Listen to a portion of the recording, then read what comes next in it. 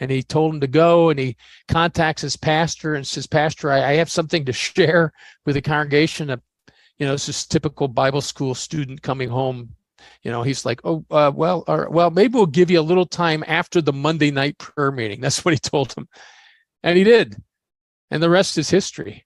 After that Monday prayer meeting, he began to share. God began to break out. He spoke on Wednesday. So by Friday, the town was engulfed there outside of Moriah Chapel, and the rest is history in the Welsh Revival. So God's always looking for someone who will die.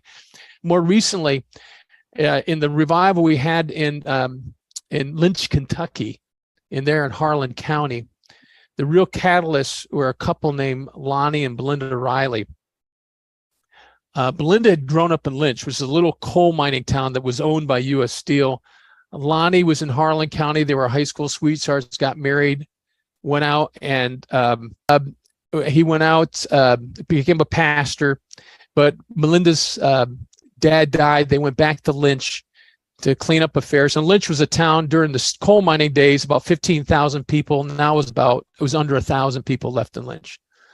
So as they're leaving Lynch, God speaks to both of them in the car. Now, Lonnie's a successful Baptist pastor in Meridian, Mississippi. He had beautiful home and a gated community on a lake. He had the bass boat. He had everything, but he was kind of disillusioned, if that's all there is. Anyway, God speaks to him and says, I'm calling you back to Lynch. And he says, but you're not going to have your house, your bass boat, the gated community.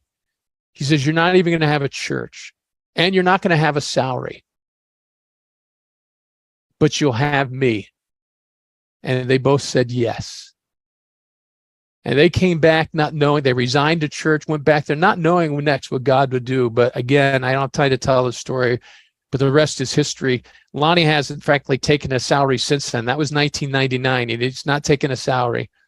But in his ministry, I think it's close to $20 million has passed through his